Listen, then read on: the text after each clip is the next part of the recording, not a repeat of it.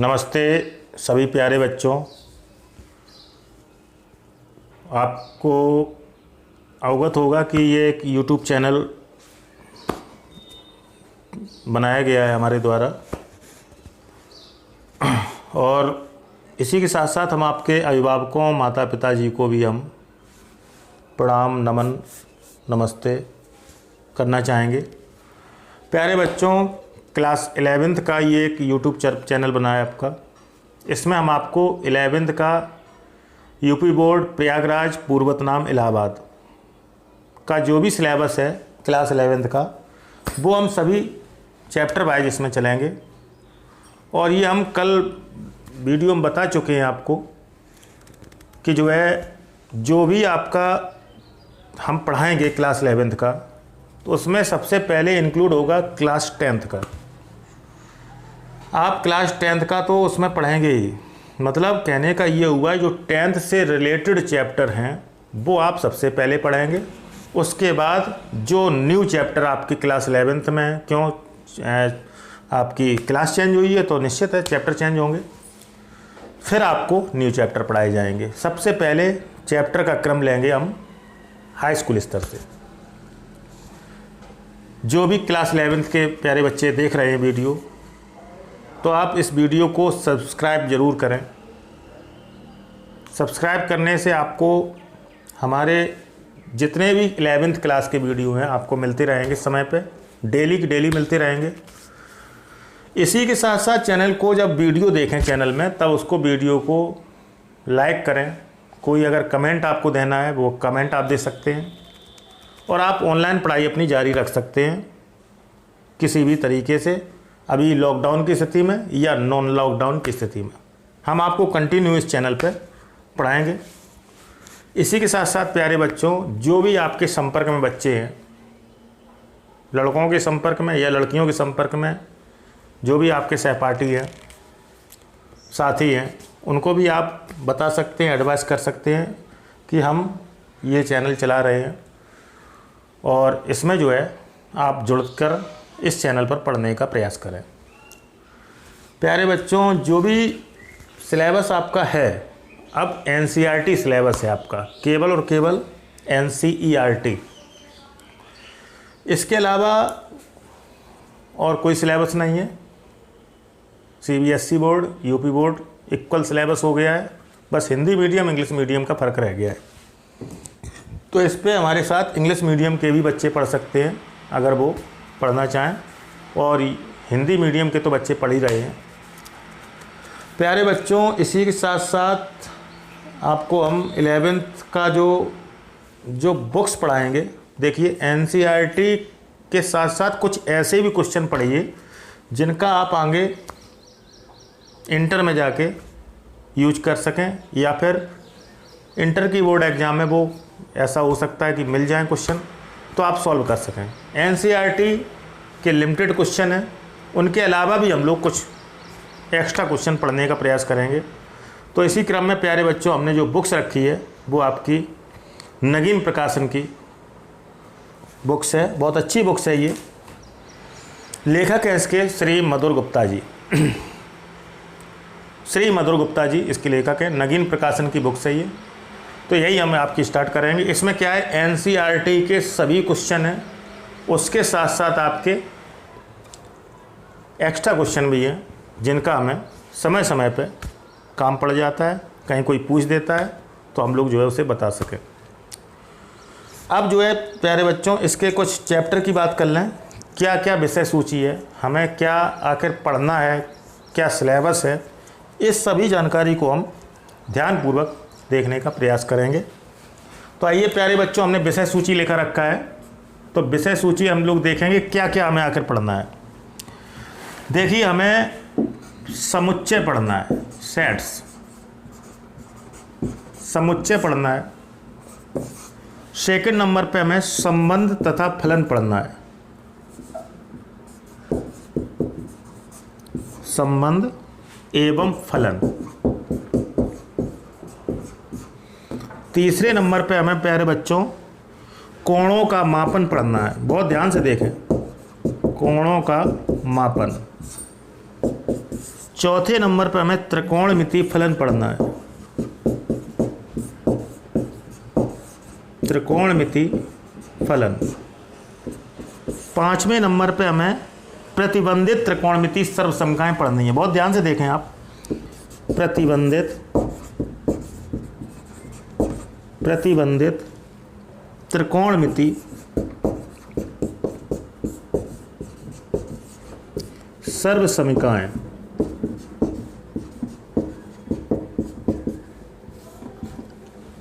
छठवें नंबर पर हमें त्रिकोणमिति समीकरण पढ़ना है। त्रिकोणमिति समीकरण। सातवें नंबर पे हमें ज्या और कोज्या नियम पढ़ना है आपको। ज्या और कोज्या नियम। ज्या और कोज्या नियम पढ़ना है। आठवें नंबर पे हमें गणितीय विवेचना पढ़नी है। गणितीय विवेचना। नौवें नंबर पे सरल रेखाएं पढ़नी है। इसके अलावा भी और चैप्टर हैं, 9 और चैप्टर हैं, तो उसको भी देखें।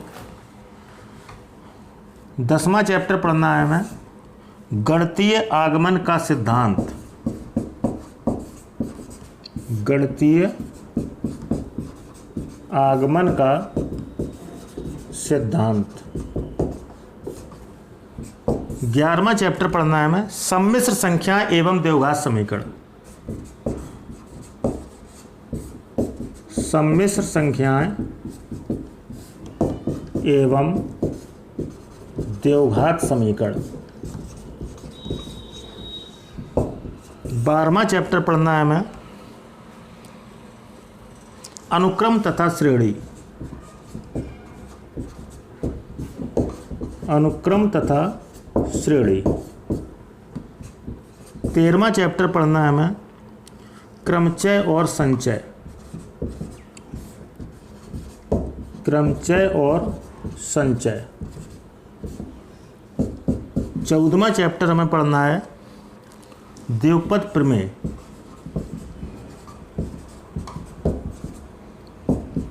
15वां चैप्टर हमें पढ़ना है सांख्यिकी। 16वां चैप्टर पढ़ना है हमें सीमा, प्रायिकता लिख दें यहाँ पर।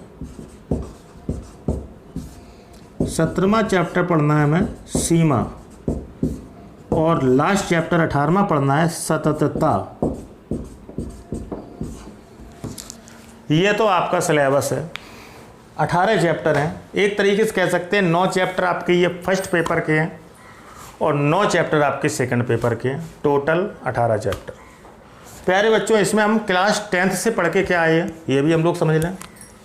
समुच्चय नहीं पढ़ा है, संबंध एवं फलन नहीं पढ़ा है, कोणों का मापन थोड़ा बहुत पढ़ा है, कोणों के सूत्र वगैरह पढ़े हैं थोड़ा बहुत। त्रिकोणमिति तो पढ़े ही हमने, त्रिकोणमिति फलन पढ़े हैं, सर्वसमकाएं पढ़ी हैं हमने, प्रतिबंधित त्रिकोणमिति सर्वसमकाएं ये शायद नहीं पढ़ी हैं। त्रिकोणमिति समीकरण ये सूत्र वगैरह पढ़े हैं इसमें। ज्या कोज्या नहीं पढ़ी है। गणितीय विवेचना, सरल रेखाएं थोड़े बहुत सूत्र कहीं प्रयोग हुए हैं। आगमन का सिद्धांत गणितीय नहीं पढ़ा है। सम्मिश्र संख्या द्विघात समीकरण पढ़ के आए हैं, सब द्विघात समीकरण। श्रेणी पढ़ के आए हैं। क्रमचय संचय, द्विपद प्रमेय, सांख्यिकी पढ़ के आए हैं, प्रायिकता पढ़ के आए हैं। कुछ चैप्टर पढ़ के आए हैं क्लास 10th से। ये कुछ चैप्टर टिक लगाए हमने, ये पढ़ के आए हैं। इसी क्रम में प्यारे बच्चों हम स्टार्ट आपका करेंगे अनुक्रम तथा श्रेणी। ये अच्छा चैप्टर भी है और क्लास 10th का आपका चैप्टर है, इसमें आपको अच्छा लगेगा पढ़ने में। तो आज से हम लोग अनुक्रम तथा श्रेणी प्यारे बच्चों देखने का प्रयास करेंगे, उनको आप भी देखें। अनुक्रम तथा श्रेणी। तो प्यारे बच्चों अनुक्रम तथा श्रेणी हम लोग आज से पढ़ने का हम लोग पूरा प्रयास करेंगे कि जो है आज से जो है पढ़ा जाए, अनुक्रम तथा श्रेणी को पढ़ा जाए। तो हम लोग अनुक्रम तथा श्रेणी हेडिंग डाल ले रहे हैं, अनुक्रम तथा श्रेणी।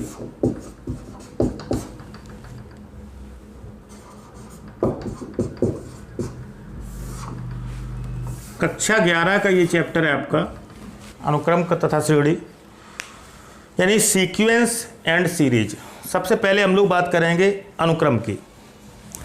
अनुक्रम क्या है आखिर, क्योंकि चैप्टर में आया है नाम अनुक्रम, तो आपको पता होना चाहिए अनुक्रम क्या है। इसके बाद आपको ये भी पता होना चाहिए कि श्रेणी क्या है, क्योंकि दोनों नाम इस चैप्टर में आए हैं। जो चैप्टर होता है वो तो आपको आना ही चाहिए कि जो है आखिर ये क्या चैप्टर है। इंग्लिश मीडियम के भी विद्यार्थी समझें, अनुक्रम तथा श्रेणी आपके में चैप्टर होगा ये sequence and series. Sequence and series, इस नाम से ये चैप्टर होगा। तो सबसे पहले अनुक्रम।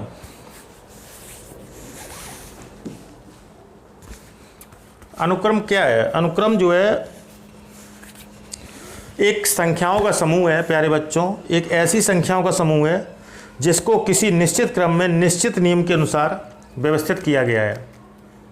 ऐसा संख्याओं का समूह है जो एक निश्चित क्रम में निश्चित नियम के अनुसार व्यवस्थित कर दिया गया है, अनुक्रम कहलाते हैं।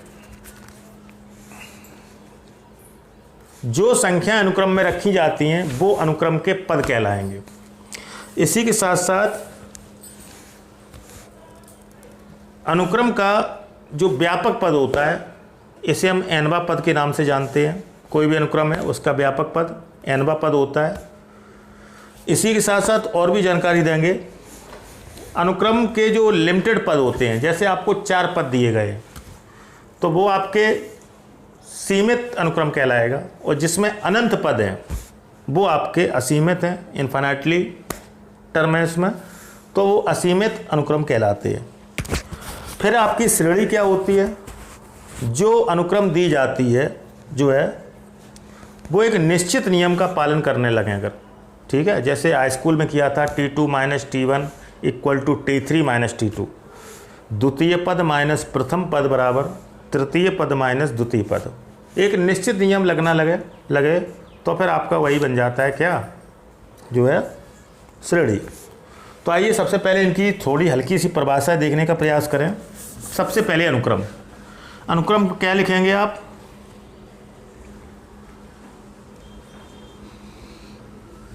इसमें लिखेंगे किसी निश्चित क्रम में, किसी निश्चित क्रम में निश्चित नियमानुसार, किसी निश्चित क्रम में निश्चित नियमानुसार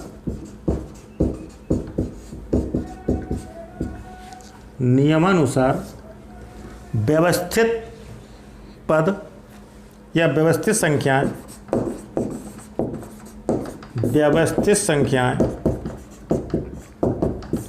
अनुक्रम कहलाती हैं। ये तो आपकी अनुक्रम की अक्सर सब परिभाषा हो गई कि एक निश्चित क्रम में निश्चित नियम के अनुसार आप जो है संख्याएं लिख दें, ये आपकी अनुक्रम है। अच्छा, इसी में परिभाषा हम बढ़ा ले रहे हैं, अनुक्रम तथा श्रेणी। क्यों अलग अलग लिखें, इसी में बढ़ा लें, अनुक्रम तथा श्रेणी। तो अनुक्रम की तो डेफिनेशन हो गई आपकी, किसी निश्चित क्रम में निश्चित नियमानुसार व्यवस्थित संख्याएं अनुक्रम कहलाती हैं। अच्छा, इसमें आप देखिए आगे श्रेणी क्या करेंगे, इसी अनुक्रम के पदों किसी निश्चित नियम का पालन करते हैं। यहाँ लिखेंगे पुनः, जब अनुक्रम के पद निश्चित नियम का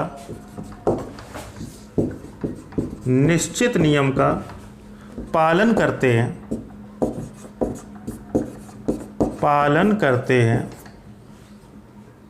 वह श्रेणी कहलाता है।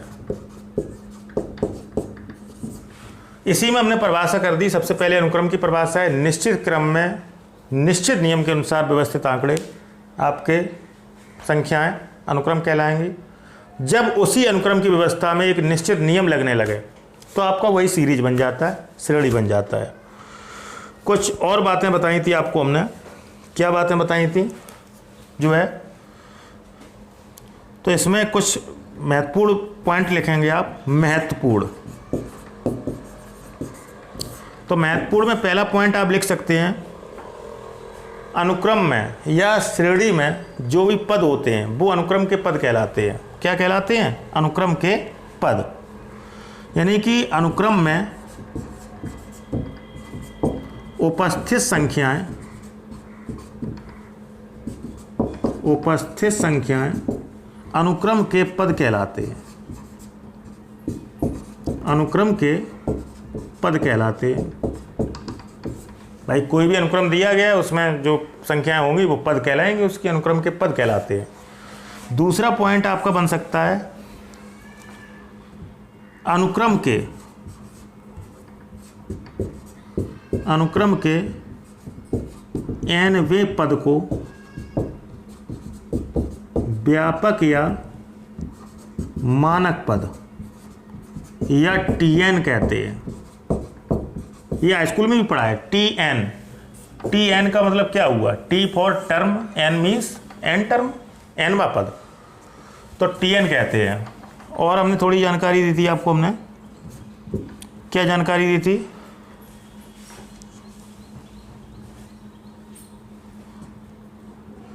सीमित पद अनुक्रम है, यदि सीमित पद अनुक्रम, सीमित पद अनुक्रम का मतलब हुआ कि अनलिमिटेड पद नहीं है, निश्चित 4, 5, 6 ये दे दिए, तो सीमित पद अनुक्रम को आप कहेंगे, क्या कहेंगे? परिमित अनुक्रम, परिमित अनुक्रम कहेंगे। और असीमित पद अनुक्रम को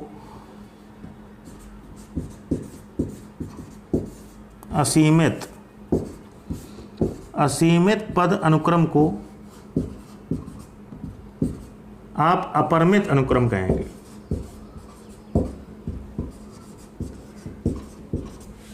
तो ये कुछ जानकारी थी आपको और जो है आनी चाहिए ये, ठीक है। अनुक्रम तथा श्रेणी, तो अनुक्रम क्या होता है? अनुक्रम बस इतना है कि निश्चित क्रम में निश्चित नियम के अनुसार संख्याएं लिख दी जाएं, अनुक्रम है। जब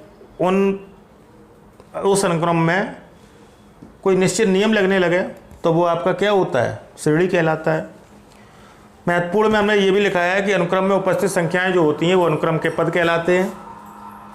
nवें पद को व्यापक पद कहते हैं, मानक पद कहते हैं, और इसे हम TN से प्रदर्शित करते हैं। T for term, N means nवा टर्म, nवा पद। सीमित पद हैं, यदि 4 दिए गए हैं तो वो लिमिटेड होगा, आपका जो है परिमित अनुक्रम होगा। असीमित पद अनुक्रम जो होते हैं वो आपके अपरिमित अनुक्रम कहलाते हैं। इनफाइनाइट तक सीरीज जाती है। इसी के साथ साथ प्यारे बच्चों, हम आपको जो देखिए श्रेणी आपके सिलेबस में है वो 2 प्रकार की, इसे आप नोट कर लेंगे। जो आपके सिलेबस में सीरीज है, श्रेणी है, वो आपकी 2 प्रकार की है। बहुत ध्यान से सुने। जो श्रेणियां हैं आपके सिलेबस में, श्रेणियां वो 2 प्रकार की हैं आपकी। एक तो आपकी है समांतर श्रेणी, AP, इसे हम लोग हाई स्कूल में पढ़ के आए हैं, अर्थमेटिक प्रोग्रेसिंग। एक है आपकी गुणोत्तर श्रेणी, गुणोत्तर श्रेणी, इसको कहते हैं GP, ज्योमेट्रिक प्रोग्रेसिंग। तो हम लोग जो है सबसे पहले समांतर श्रेणी पढ़ेंगे जो हाई स्कूल में पढ़ के आए हैं, उसके बाद गुणोत्तर श्रेणी पढ़ेंगे जो हमें क्लास फर्स्ट ईयर में पढ़नी है। एक बात और ध्यान देने योग्य है, श्रेणियाँ और भी हैं सिलेबस में। चूँकि सिलेबस आपका कम कर दिया गया है, उस हिसाब से सिलेबस इतना शो हो रहा है।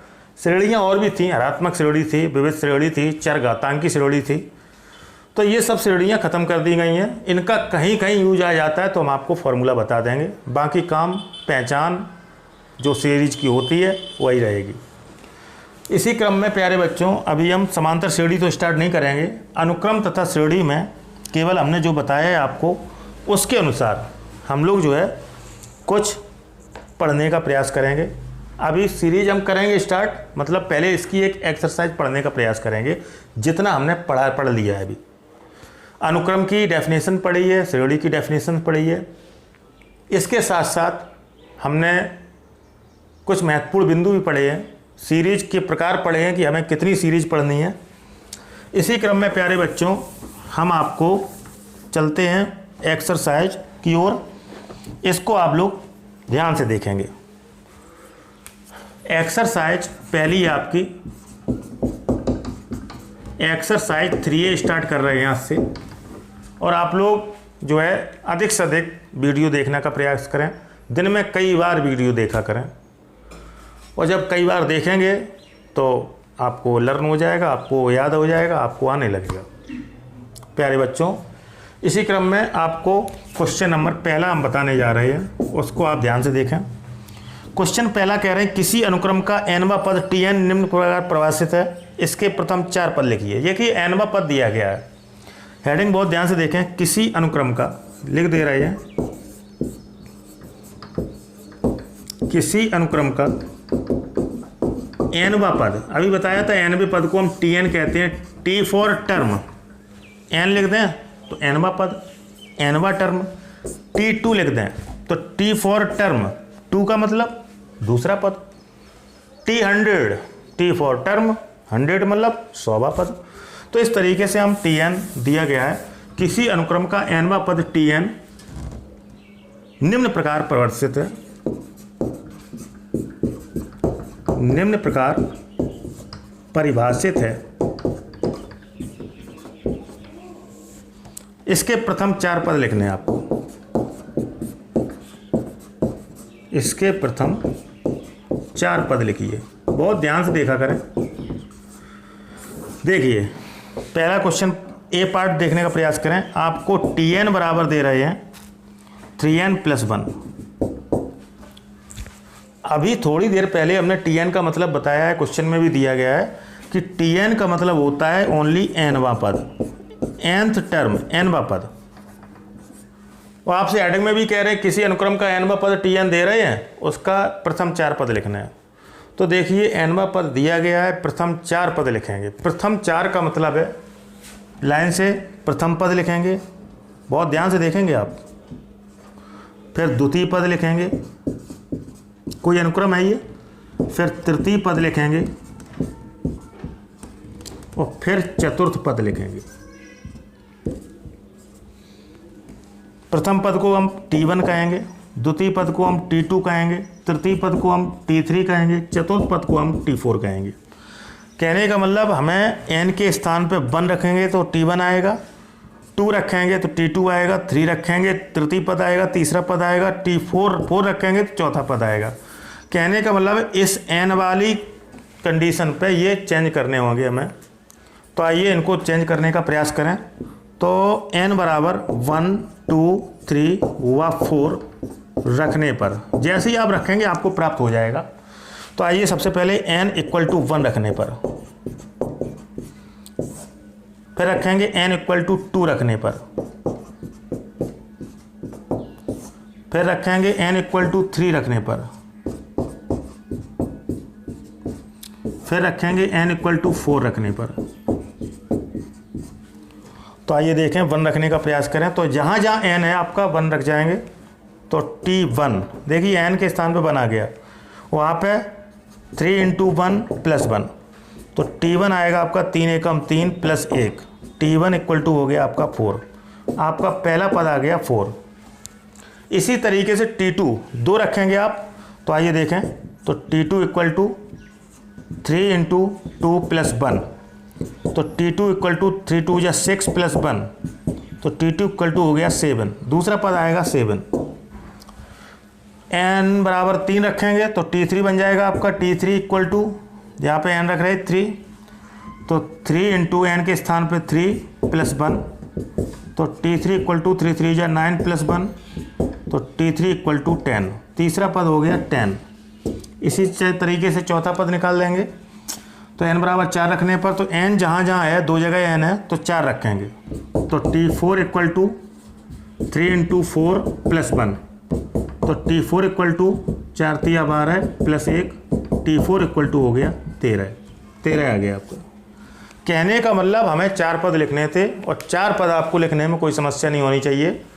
n के मान में परिवर्तन कर देंगे, 1 2 3 4 रख देंगे क्रम से, आपके प्रथम पद, द्वितीय पद, तृतीय पद और चतुर्थ पद प्राप्त हो जाएंगे। इसी क्रम में प्यारे बच्चों इसे तो आप नोट करेंगे। इसी के साथ साथ हम लोग जो है अभी आगे जब बढ़ रहे हैं इसमें, तो हेडिंग यही है, और भी आपको कुछ क्वेश्चन दिए गए हैं। जैसे बी पार्ट दिया गया है कि Tn इक्वल टू n² + 5, इसे भी आप कर सकते हैं। n की जगह पे 1 2 3 4 रख लेंगे, कैलकुलेट कर लेंगे, सॉल्व कर लेंगे, आपको संभवतः प्राप्त हो जाएगा। यदि फिर भी समस्या है तो आप कमेंट में हमें डाल सकते हैं, हम आपको जो है फिर से बताने का ये प्रयास कर लेंगे किसी दिन। सी पार्ट आपका है इसका Tn इक्वल टू n + 1, वही प्रोसेस इसमें 1 2 3 4 रखने, 4 पद आपको आ जाएंगे। डी पार्ट है आपका Tn equal to n + 1/n, तो यहाँ भी आपको वही कैलकुलेट करना है, 2 जगह n है तो यहाँ पे क्रम से n की जगह पे 1 2 3 4 प्रथम, द्वितीय, तृतीय और चतुर्थ पद हेतु। ई पार्ट है आपका Tn इक्वल टू 3n।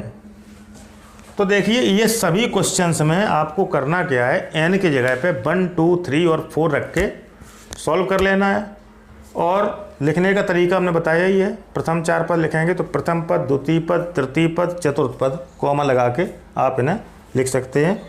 तो ये आप जो है होमवर्क के रूप में रखेंगे। आगे जब हम बढ़े, फिर भी यदि कोई समस्या है तो आप हमें कमेंट करें, हम ज़रूर आपको जो है अवगत कराएंगे समस्या से। क्वेश्चन नंबर दूसरे की ओर बढ़ रहे हैं।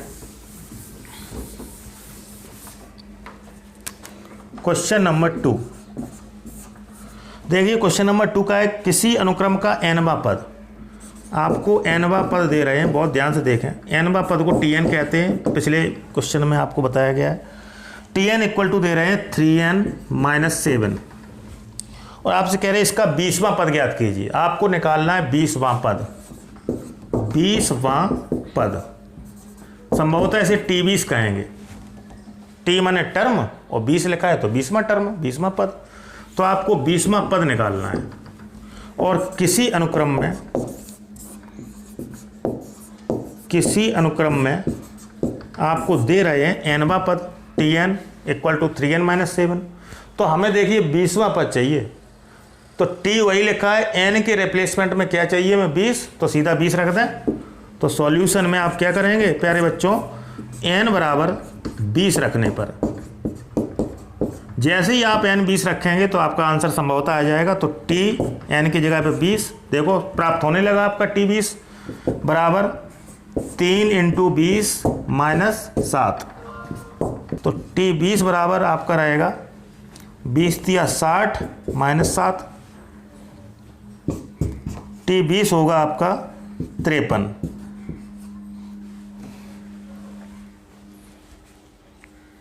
इस तरीके से आपको ये करना है। ये भी पहली क्वेश्चन जैसा है जो है, इसको भी आप कंप्लीट कर सकते हैं।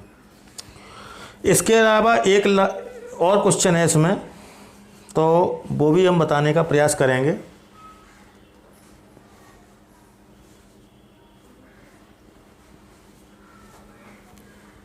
वो भी क्वेश्चन हम बताने का प्रयास करेंगे। वो देखिए क्वेश्चन क्या है, कुछ अनुक्रम निम्न प्रकार परिभाषित हैं, इनके प्रथम 4 पद लिखिए। कुछ अनुक्रम निम्न प्रकार परिभाषित हैं, इनके प्रथम 4 पद हमें लिखने हैं, यानी कि T1 T2 T3 और T4 लिखने हैं। क्वेश्चन बढ़िया है ये, तो इसको भी देखने का प्रयास करेंगे, लेकिन ये अगले टर्न पर हम बताएंगे क्योंकि टाइम ओवर हो रहा है आपका। और पढ़ते रहें, जो भी आपको पढ़ाया गया है उसको हम पढ़ें। जो समस्याएं हैं वो आप कमेंट बॉक्स में दें, हमें उनको दूर किया जाएगा। चैनल को सब्सक्राइब जरूर कर लें, क्योंकि वीडियो आप तक आते रहेंगे सभी तभी। और लाइक करें जब आपको पसंद आए और आपको समझ में आए। आज के लिए प्यारे बच्चों इतना ही। कल हम फिर आपको इसके आगे पढ़ाने का प्रयास करेंगे। जय हिंद, जय भारत।